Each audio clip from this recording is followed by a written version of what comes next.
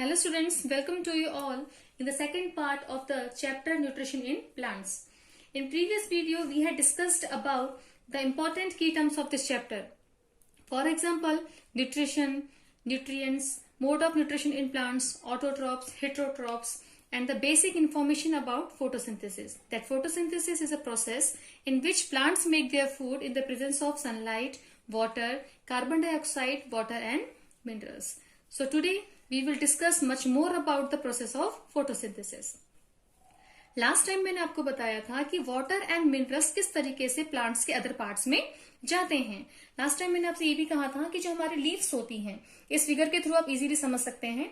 ये जो आपकी लीव्स होते हैं इसमें बहुत टाइनी पोर्स होते हैं, छोटे छोटे. जो आपको डॉट्स दिखाई दे रहे हैं ऐसे ही बहुत सारे टाइनी पोर्स होते हैं जो इजीली नहीं देख सकते हैं. इन टाइनी पोर्स को हम कहते हैं स्टोमेटा, जिसके चारों ओर गार्ड सेल्स होते हैं जो स्टोमेटा को प्रोटेक्ट करते हैं. आप फिगर 1.2 में भी इसे देख सकते हैं.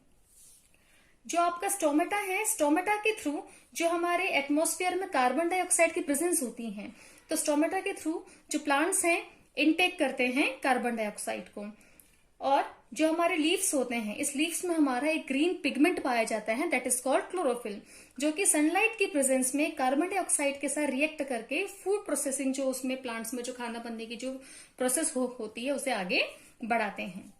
तो किस तरीके से कार्बन डाइऑक्साइड और सनलाइट को जो लीव्स होता है वो उसे किस तरीके से रिएक्ट करता है, किस तरीके से इस प्रोसेस के थ्रू वो चलता है. नेक्स्ट है water and minerals. Water and minerals, ये जो प्लांट्स की रूट्स होती हैं, प्लांट्स के रूट्स में सॉइल में वाटर एंड मिनरल्स को रूट्स के द्वारा एब्जॉर्ब करके वेसल्स के थ्रू प्लांट्स के अदर पार्ट में ट्रांसफर किया जाता है. ये जो हिस्सा है इसे हम कहेंगे स्टेम. स्टेम के पास, स्टेम से जो बारीक बारीक जो आपको ये दिखाई दे रहा है, जो पतली पतली बहुत सॉफ्ट जो आपकी टेंडर यहाँ पे जो टहनियां टाइप की हैं, इसे हम कहते हैं पेटियोल. पेटियोल से ये सेंटर में, लीव्स के सेंटर में आपको दिखाई दे रहा है जो ये, इसे हम कहते हैं मिडरिप. ये जो बीच में एक लाइन जैसी आपकी जा रही है, that is called midrib. Midrib से आपको और बारीक बारीक लाइन, थिन लेयर जो आपकी लाइन से आपको दिख रही होंगी इस तरीके से, दैट इज कॉल्ड वेन्स. और जो इन वेन्स के बीच का जो पोर्शन है that is called leaf bed. तो ये जो वेन्स हैं, जिस तरीके से ह्यूमन बॉडी में जो वेन्स ब्लड और न्यूट्रिएंट्स को कैरी आउट करके पूरे के पूरे बॉडी में ट्रांसफर करती है, ठीक ऐसे ही यही वेन्स प्लांट्स के अदर पार्ट में भी जो आपका रॉ मटेरियल है, वाटर, मिनरल्स, इन सबको ट्रांसफर करती है प्लांट्स के अदर पार्ट्स में. Now water and minerals are transported to the leaves by the vessels which run like pipes throughout the roots, the stem, the branches and the leaves.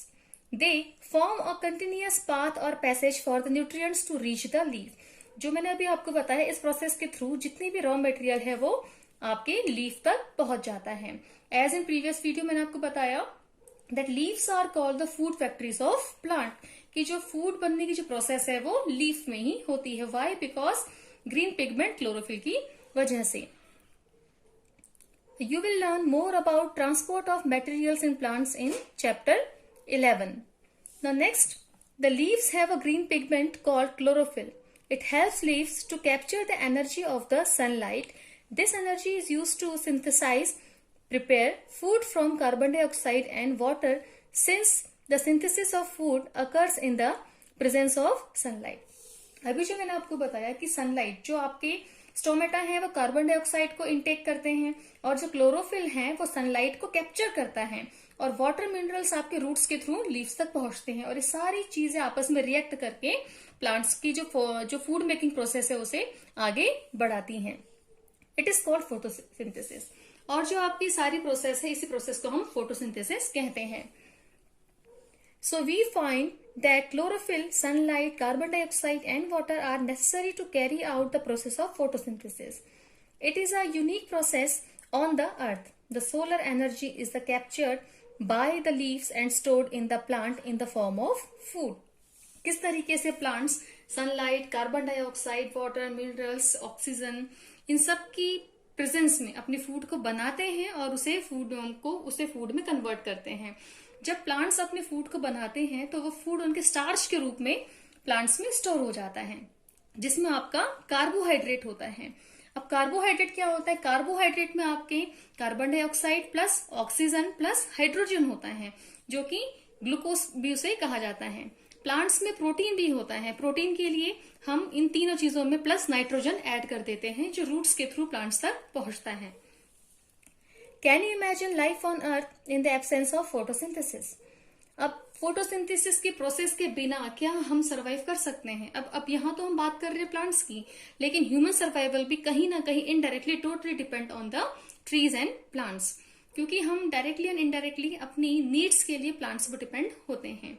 आपके vegetables हैं, आपके fruits हैं, चाहे आप non veg की भी बात करें, जो नॉन वेजिटेरियन होते हैं, तो जैसे हम आपका चिकन है या फिर कोई भी नॉन वेजिटेरियन जितनी भी आइटम्स है, जो आपके एनिमल्स हैं वो प्लांट्स पे फीड होते हैं। तो इसीलिए हम डायरेक्टली और इनडायरेक्टली प्लांट्स पे डिपेंडेंट होते हैं। तो बिना फोटोसिंथेसिस के प्रोसेस के जो आपका अर्थ है उसमें ह्यूमन सर्वाइवल और लिविंग ऑर्गेनिज्म सर्वाइवल बिल्कुल भी पॉसिबल नहीं है।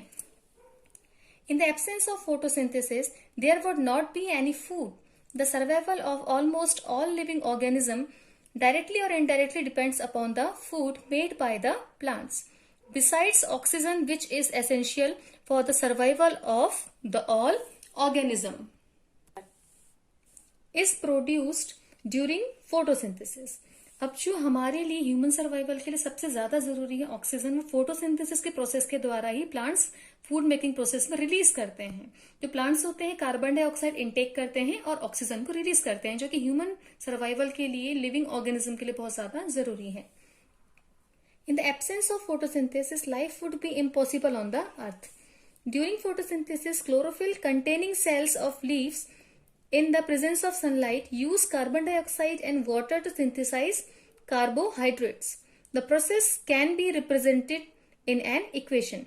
अभी मैंने आपको बताया था that carbohydrate contains carbon dioxide, hydrogen and oxygen, and protein carbon dioxide, oxygen, hydrogen plus nitrogen.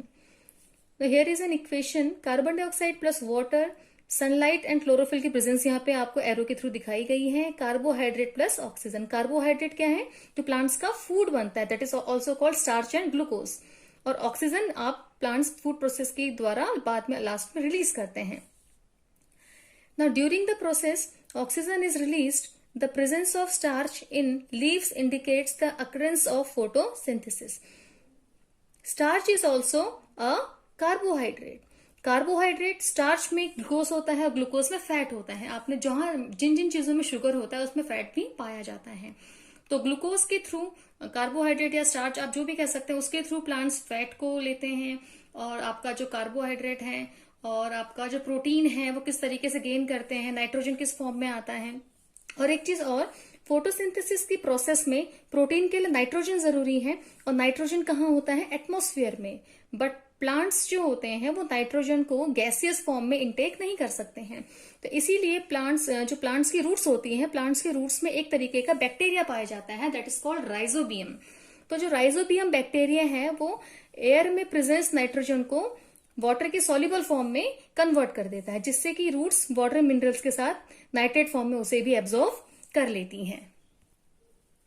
Now next, आपने जो जहां पानी होता है, नदी होती है, जहां ठहरा हुआ पानी होता है, वहां आपने ग्रीन पैचेस टाइप का देखा होगा, दैट इज कॉल्ड एल्गी।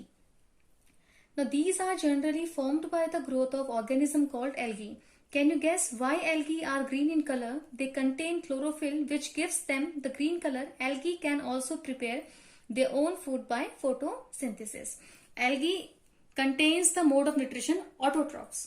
जो algae है वो autotrophs कैटेगरी में, मोड ऑफ न्यूट्रिशन में ये आता है, जो अपना फूड खुद बनाते हैं, that is called autotrophs. The next, synthesis of plant food other than carbohydrate, यानी कि कार्बोहाइड्रेट जो फूड मेकिंग प्रोसेस जो प्लांट्स में होती है, उसके बाद जो प्लांट्स का फूड रेडी होता है कार्बोहाइड्रेट, उसके अलावा भी प्लांट्स में ऐसे कौन कौन से प्रोसेस है जिससे कि वो अपने फूड को क्रिएट करते हैं, बनाते हैं।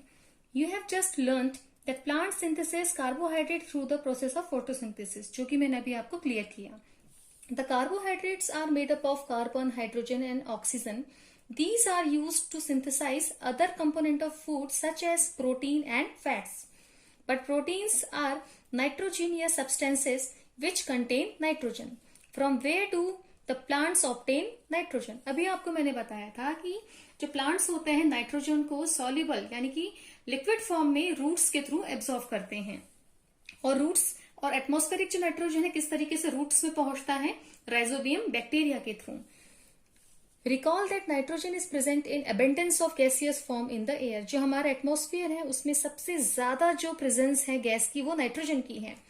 However, plants cannot absorb nitrogen in this form. Soil has certain bacteria that convert gaseous nitrogen into a usable form and release it into the soil. जो हमारी सॉइल है उसमें कुछ बैक्टीरियाज होते हैं जो कि रूट्स पे सर्वाइव करते हैं। अभी मैंने आपको बताया था, that is called rhizobium, that converts the gaseous nitrogen into soluble form. These are absorbed by the plants along with water. Also, you might have seen farmers adding fertilizer rich in nitrogen to the soil. In this way, the plants fulfill their requirements of nitrogen along with the other constituents. Plants can then synthesize protein and vitamins. आपने देखा होगा जो farmers होते हैं अपने खेतों में fertilisers का यूज करते हैं जिससे कि हम जो सॉइल की फर्टिलिटी है उसे और ज्यादा इंक्रीज कर पाए।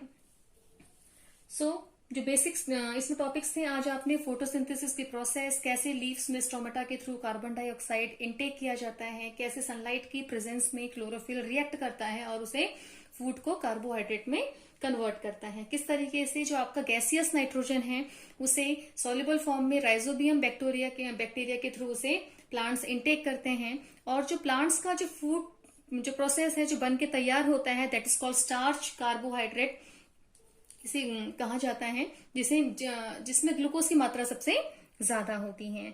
और आपने एल्गी के बारे में पढ़ा, that algae is also contain in the autotrophs category. Next topic में नेक्स्ट वीडियो में हम इसके आगे के टॉपिक्स को बढ़ाएंगे। Thank you.